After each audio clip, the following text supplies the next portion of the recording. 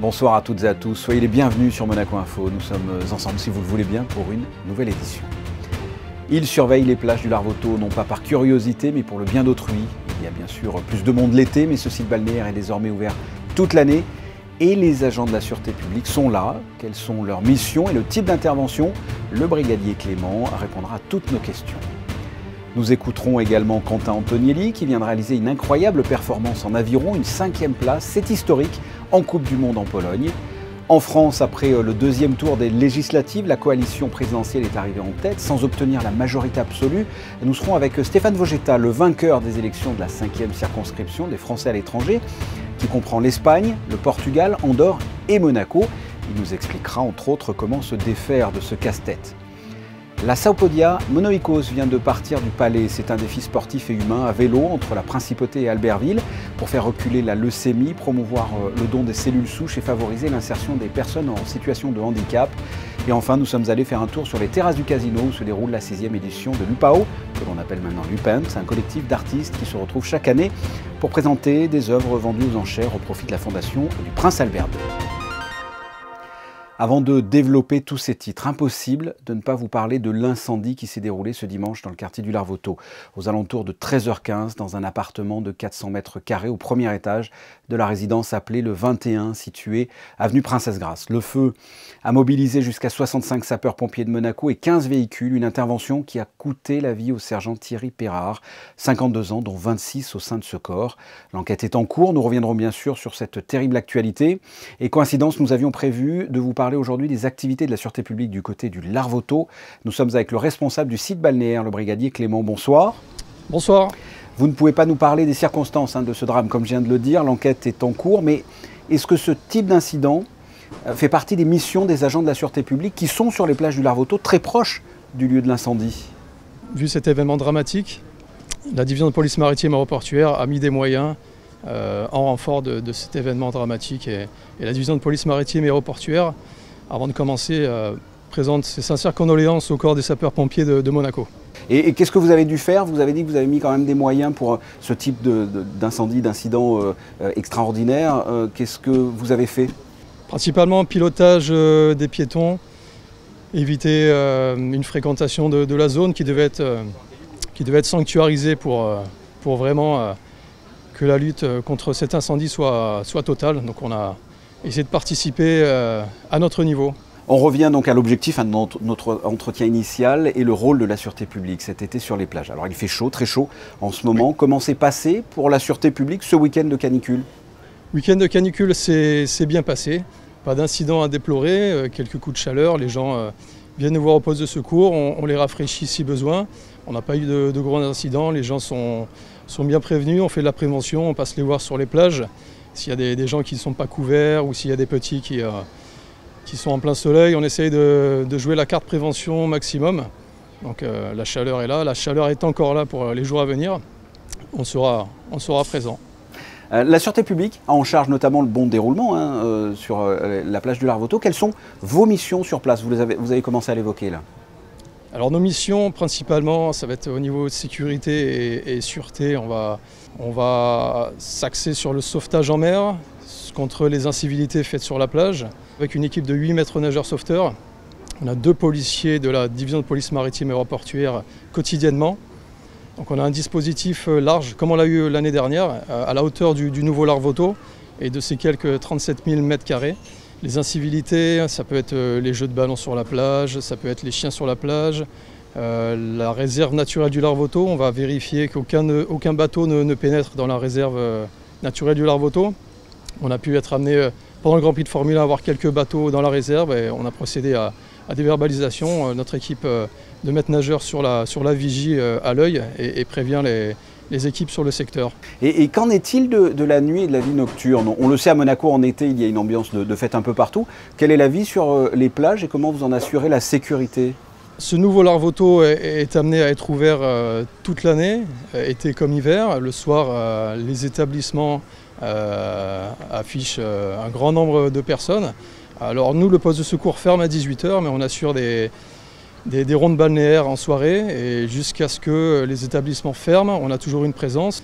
Donc après, on fait des rondes jusqu'à la fermeture et en complément, on a la vidéosurveillance Ce qui est nouveau dans ce secteur balnéaire renouvelé, plus de 35 caméras sur le secteur. Et jusqu'à présent, ça s'est bien passé? Il y a eu des interventions, des excès? Non, pas d'excès. Tout le monde joue le jeu, les commerçants comme les usagers du secteur balnéaire, tout le monde joue le jeu. On a une clientèle, on a les personnes qui sont très familiales, le secteur du Larvoto.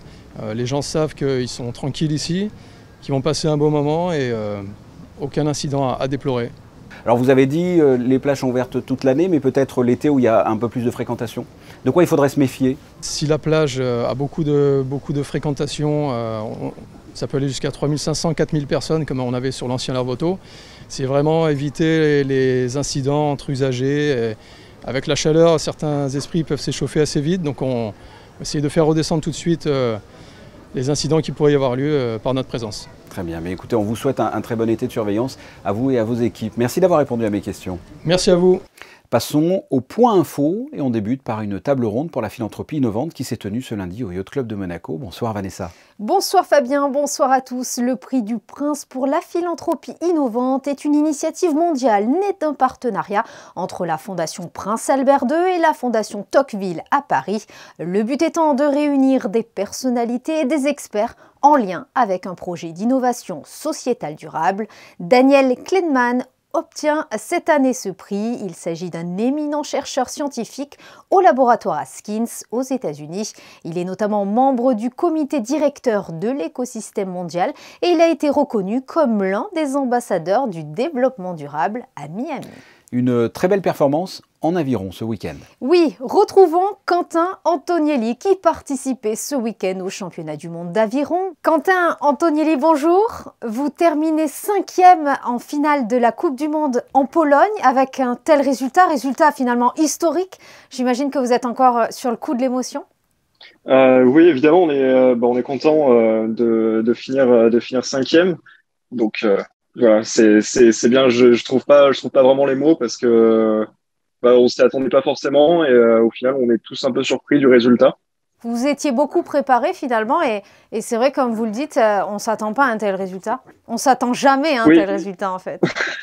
C'est ça, en fait on s'entraîne dans l'espoir de le faire ce résultat. On se laisse un peu porter dans la course pour aller chercher le meilleur résultat possible et évidemment quand on est sur une dynamique comme ça, on va chercher plus loin, on va chercher dans plus de ressources.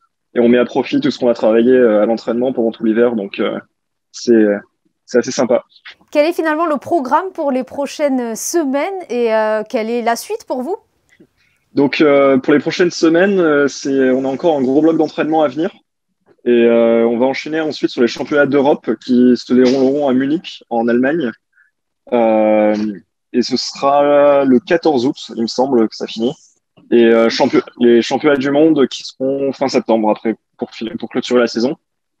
Et pour la suite après c'est avec le comité olympique de Monaco et toujours viser cette qualification olympique pour Paris et faire le meilleur résultat possible pour Monaco aux Jeux Olympiques. Eh bien écoutez, Monaco Info vous suivra de près. Merci Quentin Antonielli et on vous dit à très vite. Merci.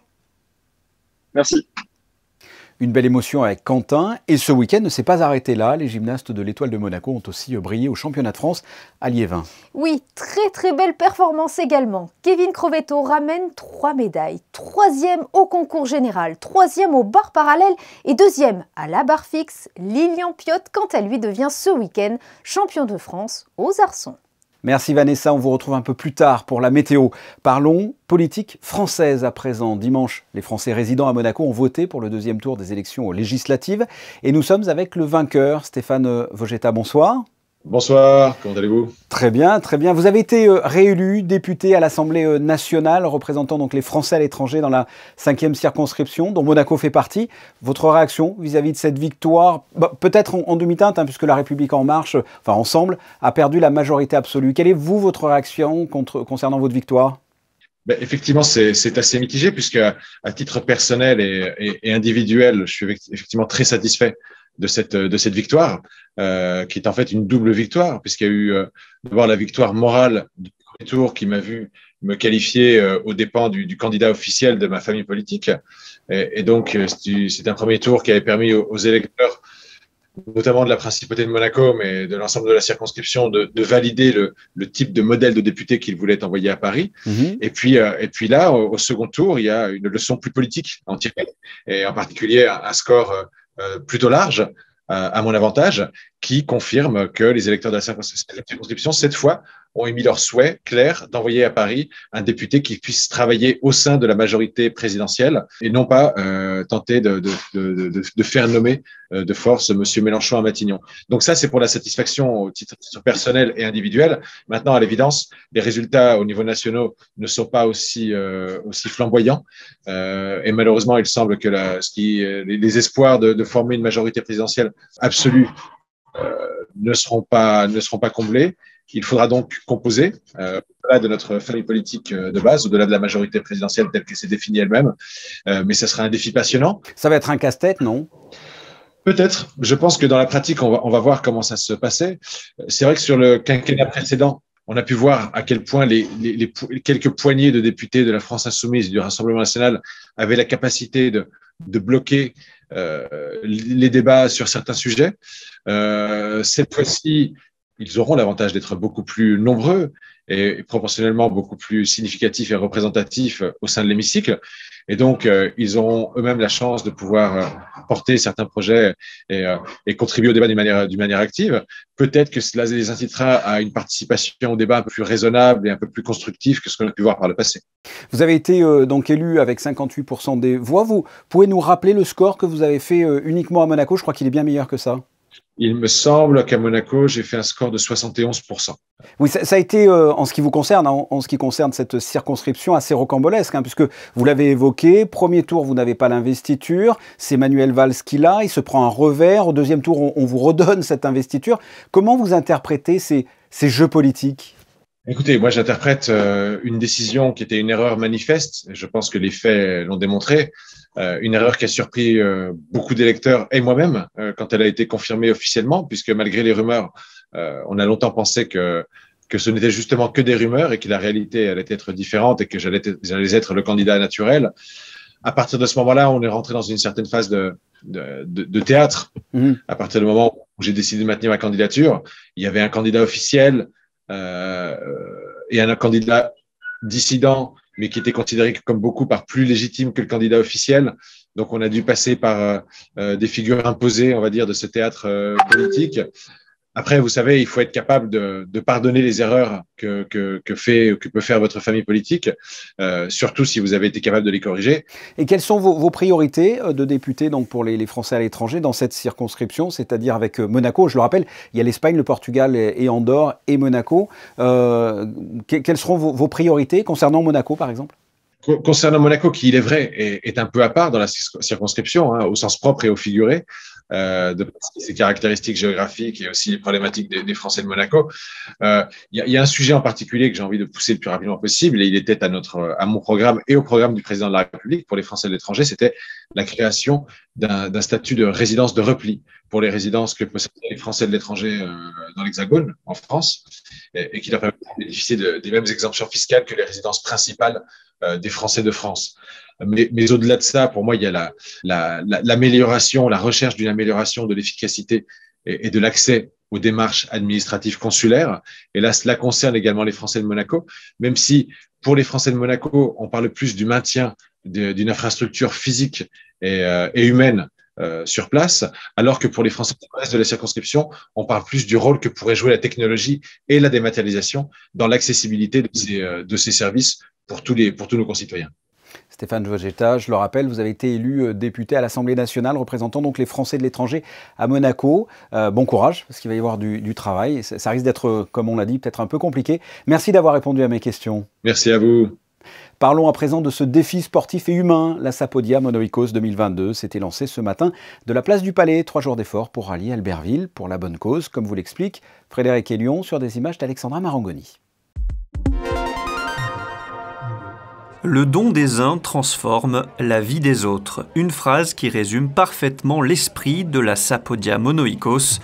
Un défi à la fois sportif et humain pour cette 11e édition. 100 cyclistes, valides, malades ou en situation de handicap, se sont élancés ce matin de la place du Palais pour une belle aventure. Rallier Monaco à Albertville en 72 heures, près de 600 km d'efforts, à vélo ou en tandem pour la bonne cause. La Sapodia a pour but de promouvoir le don de moelle osseuse et favoriser l'insertion des personnes en situation de handicap. On n'est pas là pour récolter de l'argent, on est là pour faire de la promotion. Le vélo nous sert d'aller de village en village pour aller parler un petit peu de nos valeurs, qui est le partage, l'échange, la complicité. Et puis notre grande force d'aujourd'hui, c'est un jour une école. On a 3 jours d'étape, 2 fois 200, 1 fois 170, et un jour une école pour aller colporter nos valeurs, aller à l'encontre des enfants, pour dire que le don de soi, ça appartient à tout le monde. On n'a pas besoin d'argent pour sauver une vie, c'est un petit peu de temps et un petit peu de don. Parmi les 100 cyclistes qui composent ce peloton, des hommes, des femmes, sportifs de haut niveau, des élus, des commerçants, retraités ou étudiants, tous réunis pour défendre et propager les valeurs de la Sapodia. Albertville a toujours été proche, évidemment, point de départ à l'origine de cette Sapodia Monaco. Cette année, c'est le parcours inverse, Monaco-Albertville, dans des formats un petit peu différents, mais l'idée, c'est toujours la promotion du don de moelle osseuse. Très important. Vous allez troquer le costume pour le cuissard de cycliste ou pas? Exactement, ouais. Je les rejoins dans l'après-midi. Là, je rejoins le peloton dans l'après-midi et puis je vais essayer de le faire comme je l'avais fait il y a 3 ans en arrière dans l'autre sens. Mais là, ça semble un peu plus facile, même s'il fait beaucoup plus chaud. Donc, je suis pas serein quand même. Nous, on vient de la Lorraine, de Thionville exactement, pour faire la Sapodia tous les 2 ans généralement. C'était souvent entre Albertville et Monaco. Et donc là, pour une première entre Monaco et Albertville. Voilà, c'est quoi l'esprit de la Sapodia finalement? C'est l'entraide en fait, c'est l'handicap, l'aide, l'entraide surtout, quoi, pour le plaisir de plein de gens, quoi. En 2018, le prince Albert II avait accompagné Bernard Hinault à vélo. Cette année, un autre grand champion avait répondu présent pour donner le départ avec le souverain, l'ancien judoka David Douillet. Depuis vendredi, 14 artistes de renom mettent leur art au service de la protection animale sur les terrasses du casino, dans le cadre de la 6e édition de l'UPAO, qui a d'ailleurs changé de nom. Les explications dans ce reportage. L'Urban Painting Around the World a fait son retour en principauté, mais a changé de nom et s'appelle désormais Upant. Le concept est identique, des artistes de renommée internationale sont présents et créent chacun une œuvre en live devant le public. À la fin de l'événement, ce lundi soir, les œuvres réalisées sont vendues aux enchères sur place, mais aussi via la plateforme Invaluable.com. L'année dernière, l'événement organisé par Alberto Colman avait permis de récolter 45 000 €. Ça fait 6 ans, nous cherchons d'aider à financer des projets de la Fondation Prince Albert II de Monaco pour l'environnement. Cette année en particulier, c'est l'initiative pour la protection des forêts et des forêts PACA, donc les animaux qui sont dans nos forêts et qui sont menacés de plus en plus. Donc c'est vraiment un cri, une alerte, et on espère de sensibiliser avec la street art plus de monde possible. Chaque geste est important pour protéger notre monde. Ce n'est pas le monde de quelqu'un d'autre, c'est notre monde et contribuer à aider la Fondation du Prince Albert. Parmi les artistes présents, le monégasque Mr. Wanties, mais également une légende du street art, l'américain Futura. En 5 décennies, cet artiste est passé de l'art de la rue aux scènes internationales.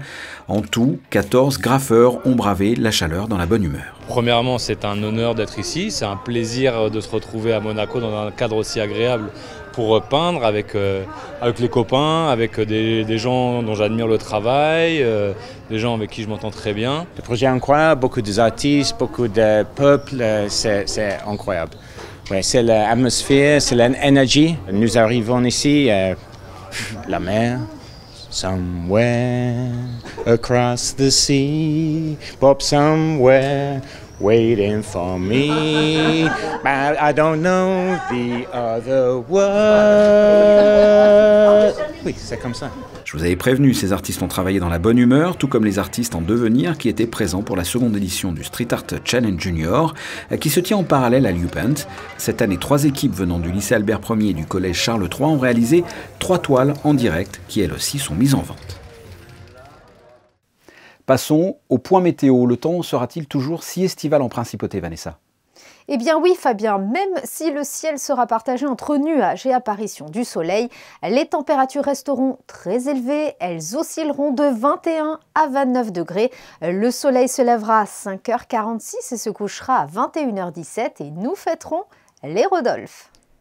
Ce journal est terminé. Vous avez vu des vidéos dans ce journal de l'événement artistique UPaint. Eh bien, on y retourne, mais avec les photos du jour prises par Michael Elési. On se retrouve demain dès 19h pour une prochaine édition. La suite de vos programmes sur Monaco Info, à commencer par 19h30 et les expertes qui vous diront tout sur le festival de télévision qui se déroule en ce moment même.